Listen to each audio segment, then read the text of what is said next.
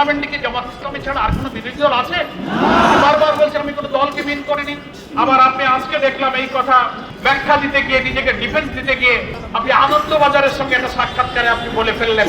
এই কথাটা কেন বলতে গেলেন যে আমি যদি কোনো মবের শিকার হই তাহলে জামাত শিবিরকেই দায়ী থাকতে হবে, জামাত শিবিরকে দায়ী থাকতে হবে? এই কথাটাকে আমি মনে করি একটা উস্কানিমূলক কথা। আপনার এই উস্কানিমূলক কথা বলার তো কোনো প্রয়োজন ছিল না। জামাত ইসলামী তো কোনো মবকে বিশ্বাস করে না, জামাত ইসলামী কোনো মবের রাজনীতি করে না। জামাত ইসলামী নিয়মতান্ত্রিক, গঠনতান্ত্রিক, ওয়েল ডিসিপ্লিন, ওয়েল অর্গানাইজ একটা সংগঠন। আমাদের শত্রুরা বলে জামাত ইসলামীর শৃঙ্খলা, আনুগত্য, নিয়মতান্ত্রিকতা, তারা এটা প্রশংসা করে। আপনিও একজন সাবেক উপদেষ্টা হিসেবে জামাত ইসলামী নেতৃবৃন্দের আচরণ, কর্মসূচির সঙ্গে আপনি পরিচিত। আপনি কেন হয়তো কোনো কিছুই তো ঘটেনি, সিম্পল আমরা আপনার এই বক্তব্যের একটা জুডিশিয়াল ইনকোয়ারি দাবি করছি। আমরা তো দাবি করতেই পারি।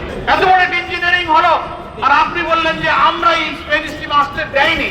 আপনার কথাই তো সাক্ষী দেয় যে আপনি আমাদেরকে নির্বাচনে মেজরিটি হতে বাধা দিয়ে। তবে আমরা বিশ্বাস করি আপনার একার পক্ষে হয়তো সম্ভব নাও হতে পারে।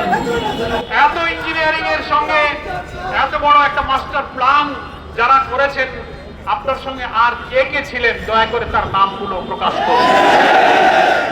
লন্ডন কনস্পিরেসির হোতা হিসেবে যাকে দেশের মানুষ মনে করে ডক্টর খলিলুর রহমান, যিনি ইন্টারিম গভর্নমেন্টের সিকিউরিটি অ্যাডভাইজার ছিলেন।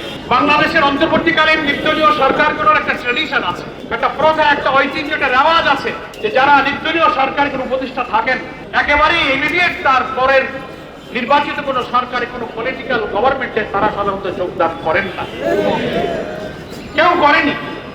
আর আপনার ভূমিকার ব্যাপারে আজকে ক্ষমতাসীন সরকারি দল নির্বাচনের আগে বিএনপির অনেক সিনিয়র নেতারা আপনার বিরুদ্ধে অনেক বক্তব্য রেখেছে।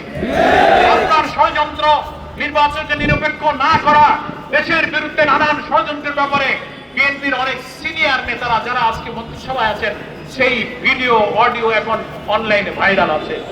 তারা আপনার ব্যাপারে বক্তব্য রেখেছেন, আপনাকে অন্তর্বর্তীকালীন সরকারের উপদেষ্টা থেকে অব্যাহতির জন্য দাবি করেছেন। তাদেরই সরকারে আপনি যোগ দিলেন, শুধু ইচ্ছা করে যোগ দেন নাই।